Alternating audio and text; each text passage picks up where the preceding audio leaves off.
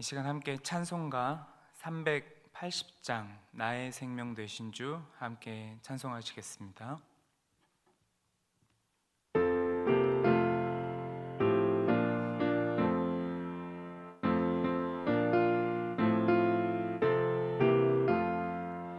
나의 생명 되신 주 주님 앞에 나아갑니다. 주의 흘린 보혈로 정케 하사 받아주소서. 날마다 주를 찬송하겠네. 주의 사랑 줄로서 나를 굳게 잡아 매소서. 괴로운 세상 지낼 때 나를 인도하여 주소서. 주를 믿고 나가면 나의 길을 잃지 않겠네. 날마다 주를 찬송하겠네. 주의 사랑 줄로서 나를 굳게 잡아 매소서. 세상 살아갈 때에 주를 더욱 사랑합니다. 밝고 빛난 천국에 나의 영혼 들어가겠네. 날마다 주를 찬송하겠네. 주의 사랑 줄로서 나를 굳게 잡아 매소서. 아멘.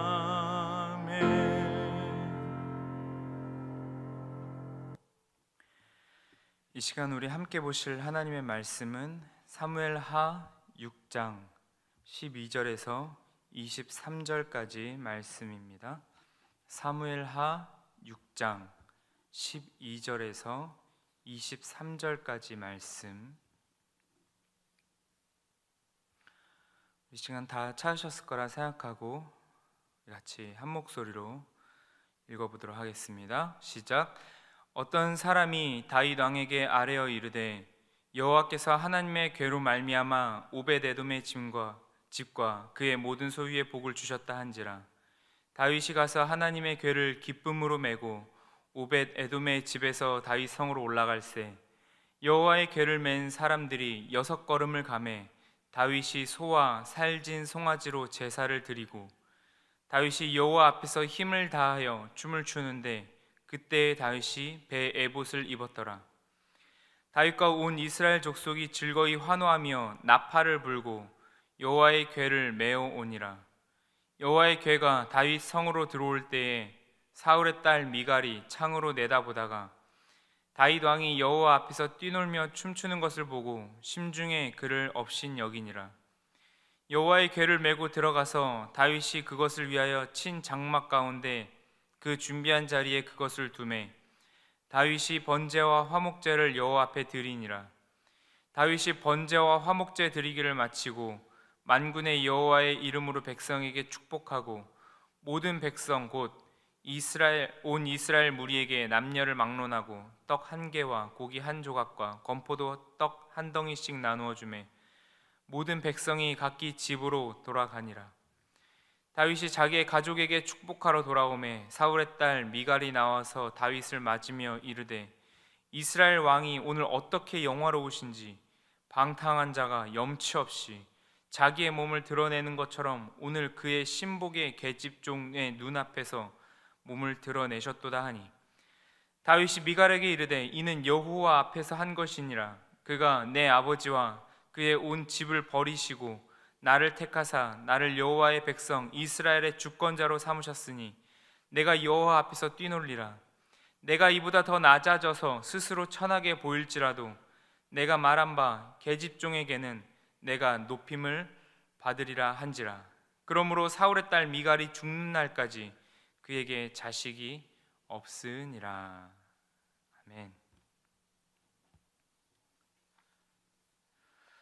오늘 우리가 본 이 내용은 블레셋과의 전쟁 이후 다윗이 드디어 바알의 유다, 예전 명칭으로 기럇 여아림에 있었던 그 하나님의 법궤를 가져오게 되는 내용입니다. 어제 우리가 잠시 살펴본 대로 우사가 떨어지는 법궤를 손에 잡은 행위, 즉 그것은 인간적인 시선으로 보자면 아무런 문제가 없는 행위였지만 그 행위 자체는 이미 말씀하신 하나님의 말씀, 민수기 4장 15절에 있는 말씀을 어긴 내용으로서 성물을 만지지 말라, 그들이 죽으리라 라는 그 말씀을 어긴 행위였습니다. 그런데 우사는 만졌고 그래서 죽게 되죠. 마지막까지 하나님의 방법대로 궤를 움직여야 하는 그 하나님의 기준이 최종적인 순간까지 확인되고 있는 바로 오늘의 말씀인 것입니다. 우사가 죽고 잠시 3개월간 오벳 에돔의 집에 있게 되지만 다윗이 다시 가져오게 되죠. 바로 오늘 우리가 읽은 본문의 내용인데요, 12절부터 함께 보도록 하겠습니다. 12절 하반절에 다윗이 가서 하나님의 궤를 기쁨으로 메고 오벳 에돔의 집에서 다윗성으로 올라갈세라고 되어 있는데, 이 구절만 보면 다윗이 맨 것처럼 느껴지는데 오늘 이 사건은 역대상 15장에서 16장에 있는 내용에도 자세히 기록되어 있습니다. 그래서 여러분들 혹시 성경책에 짧게 메모할 수 있는 그런 작은 공간이 있다라면 오늘 이 사무엘하 6장 옆에 역대상 15장과 16장도 같이 봐야 한다고 이렇게 메모를 같이 해주시면 좀 좋을 것 같습니다. 그래서 역대상과 같이 이제 한번 함께 보자면 역대상 15장 13절에서 15절에 이렇게 나와 있는데요, 13절부터 제가 한번 쭉 읽어보도록 하겠습니다. 전에는 너희가 매지 아니하였으므로 우리 하나님 여호와께서 우리를 찢으셨으니 이는 우리가 규례대로 그에게 구하지 아니하였음이라 하니. 14절 이에 제사장들과 레위 사람들이 이스라엘 하나님 여호와의 궤를 메고 올라가려 하여 몸을 성결하게 하고. 15절 말씀, 모세가 여호와의 말씀을 따라 명령한 대로 레위 자손이 채 하나님의 궤를 꿰어 어깨에 매니라. 아주 정확하게 잘 나와 있습니다. 그렇죠. 하나님의 말씀대로 지키지 않아 우사가 죽음을 당했는데 다윗이 그 일을 또 할 리가 없죠. 이번에는 아주 정확하게 말씀대로 이 궤를 레위인이 어깨에 메어 옮겨지게 됩니다. 또한 13절에 이렇게 표현되어 있는 부분이 있습니다. 6걸음을 가고 다윗이 소와 살진 송아지로 제사를 드렸다고 되어 있습니다. 어떤 사람들은 이 6걸음마다 한 번씩, 6걸음에 한 번씩 드렸다고 해석하는 경우도 있는데 이 6걸음마다 제사를 드렸다고 보기는 어렵습니다. 역대상 15장 26절에는 이때 드린 이 수가 총 수소 7마리 그리고 순양 7마리로 딱 기록되어 있기 때문에 그렇죠. 단순히 이렇게 전체 총량에 대한 이 제물의 숫자가 기록되어 있다라는 이런 증거가 아니더라도 이 대략 이 오벳에돔의 집에서부터 예루살렘까지 대략 16km에 달하는 이 거리에 매번 6걸음마다 한 번씩 이제 제사를 했다고 하는 그런 해석을 보기에는 조금 무리가 있는 것이죠. 그래서 6걸음을 떼고 한 번 제사를 드린 것입니다. 자, 그렇다면 이 제사가 어떤 의미였을까? 이 제사가 무엇인지 이 본문에서는 아주 명확하게 나와 있지는 않지만 이 제사를 드렸다라는 이 원어에 대해서는 이 화목제를 드릴 때 쓰였던 단어로서 연결을 짓고 있습니다. 또한 이 역대상 16장 1절과 오늘 본문에 나와 있던 것처럼 이 궤가 안치된 후에 드린 번제와 화목제라는 부분과 그리고 좀 더 상황적으로 봤을 때 이 우사가 지금 죽은 후에 지금 다시 궤를 옮기게 되는 상황이죠. 자, 그런데 지금 현재는 어떻습니까? 율법대로 진행하여 6걸음을 떼었는데 이 일이 안전하게 진행된 상황이 벌어졌죠. 그러니까 즉 그전에는 정말 말씀대로 하지 않아서 즉시 죽음을 당하는, 괴가 운반되어지지만 그 안에서 좋지 않은 일이 일어나는 일을 볼 수가 있는데, 지금은 안전하게 걸음을 떼어서 갔는데도 불구하고 안전하게 잘 운반되어지는 것을 보고 지금 현재 이 제사의 의미를 우리가 확인할 수 있게 되는 것이죠. 그렇습니다. 그리하여 이 제사는 화목제를 드린 것으로 우리가 알 수 있죠. 말 그대로 지금 현재 괜찮아진, 이제는 이 궤를 옮겨도 괜찮구나, 하나님의 진노가 지금은 있지 않구나, 우리와 화목하여 그래서 이 일이 진행될 수 있게 된 이런 감사의 상황이구나 라는 바로 이 마음으로 이 화목제를 드리게 되었다라는 것이죠. 이러한 과정을 거쳐서 무사히 다윗성 안에 마련된 하나님의 궤를 둘 곳에 성공적으로 궤가 자리 잡게 됩니다. 자, 이 일에 다윗이 기뻐하며 춤을 추게 됩니다. 그런데 바로 이 장면에서 다윗의 아내 미갈이 그 장면을 보고 다윗을 업신여기게 되고, 다윗은 미갈에게 굉장히 중요한 말을 하게 되는데요. 오늘 본문 말씀 21절에서 22절까지 같이 한번 보도록 하겠습니다. 우리 21절 말씀 같이 한번 읽어보도록 하겠습니다. 시작. 다윗이 미갈에게 이르되 이는 여호와 앞에서 한 것이니라. 그가 내 아버지와 그의 온 집을 버리시고 나를 택하사 나를 여호와의 백성 이스라엘의 주권자로 삼으셨으니 내가 여호와 앞에서 뛰놀리라. 22절. 내가 이보다 더 낮아져서 스스로 천하게 보일지라도 내가 말한 바 계집종에게는 내가 높임을 받으리라 한지라. 다윗의 이 행동이 훨씬 더 수치스러운, 정말 왕답지 않은 모습이 혹 나온다고 할지라도 그것은 하나님께 영광을 돌리는 모습이었기 때문에 다윗 입장에서는 어떤 왕의 체면, 어떤 인간적인 그런 자존심을 놓지 못하고 있는 어떤 그런 모습들, 그런 것과는 전혀 상관이 없다라고 이야기하는 것이죠. 그 모습을 보고 사람들도 정말 하나님 앞에 우리 왕이 서 있구나라는 그런 것을 이해하여서 참된 믿음의 표현으로 알았을 것이다라는 것이죠. 그래서 백성들에게는 오히려 높임을 받을 것이다 이렇게 말한 것입니다. 이 모습이 미갈이 보기에는 어떻게 왕으로서 저렇게 체면도 없는 모습을 보일 수 있나라고 그렇게 부끄러운 모습으로 보일 수 있겠지만, 정작 이 미갈의 모습이야말로 정말 하나님께서 이 다윗 왕을 택하여서 하나님께서 이제는 다윗의 이 왕권에 함께 하시며 허락을 해 주시며, 그리하여 정말 다윗이 그 앞에서 감사하며 뛰어놓은 것을 이해하지 못하는 이 미갈의 모습 자체야말로 오히려 부끄러운 모습이었다라는 것입니다. 자, 오늘 우리는 이렇게 해서 법궤가 마침내 예루살렘에 안치된 사실을 보게 됩니다.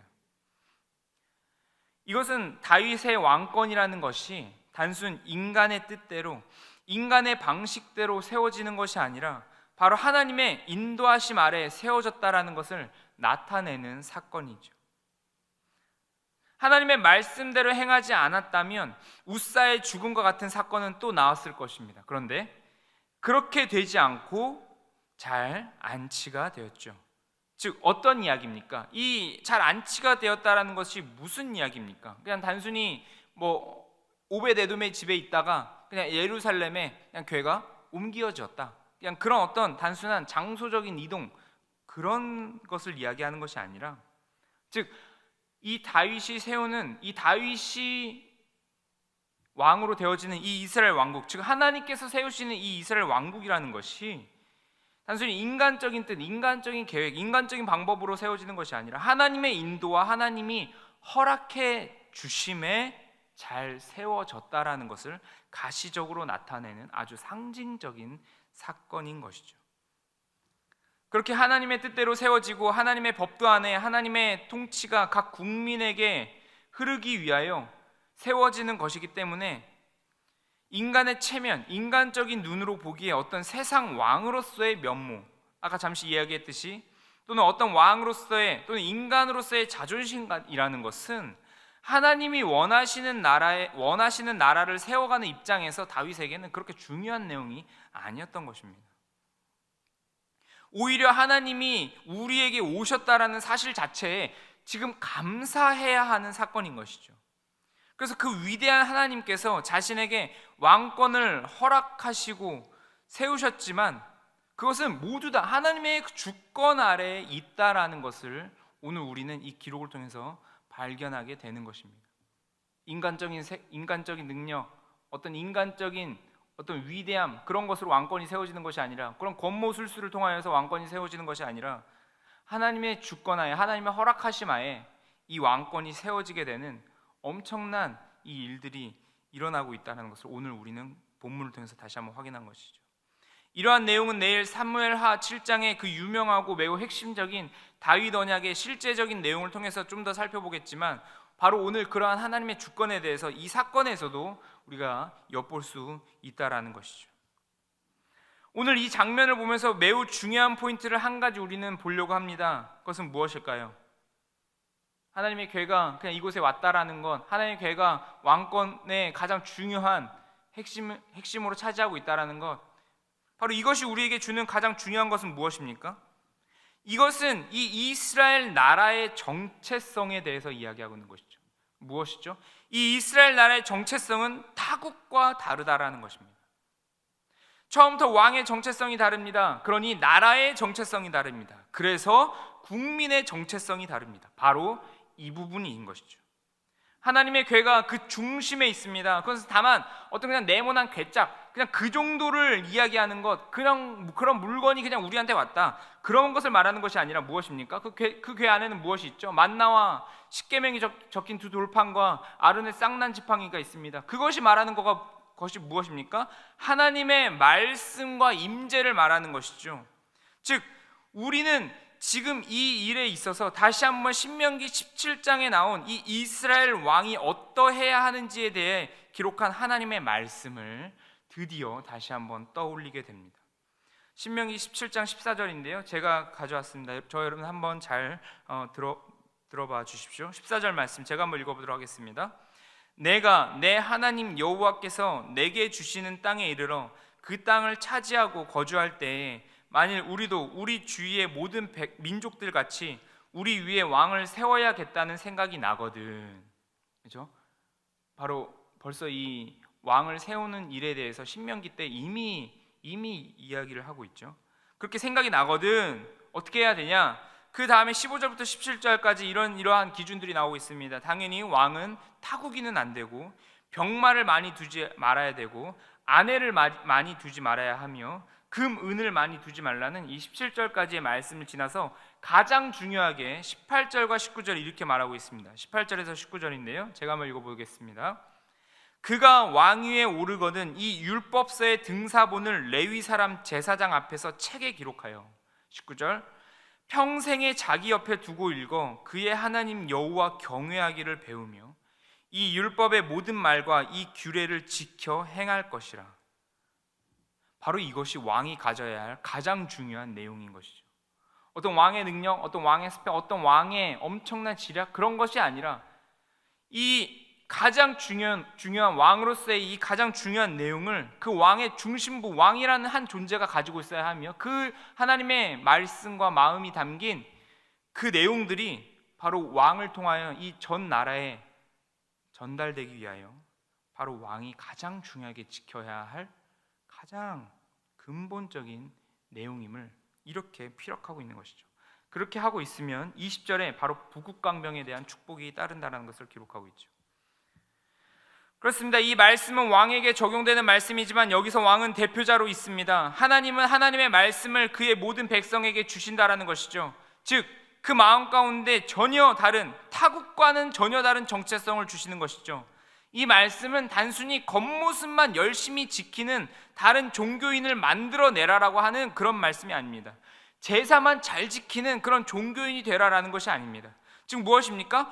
이 말씀으로 표현되고 있는, 말씀에 담겨져 있는 하나님의 마음을 알라라는 것이죠. 만약 하나님과의 인격적 관계가 형성되지 않은 다만 종교인으로 살아가는 것이라면, 다윗이 만약에 그런 식으로 하나님을 이해했다라면 다윗은 이렇게 기뻐하지도 못하죠. 왜냐하면 만지면 죽음으로 심판하시는 하나님의 궤가 들어오는데 어찌 그 엄격한 하나님 앞에서 어찌 오만 방자하게 감히 기뻐 날뜁니까? 그렇게 할 수가 없겠죠. 그런 식으로 하나님을 인식한다면 말이죠. 그러나 그것이 바로 아닌 것이죠.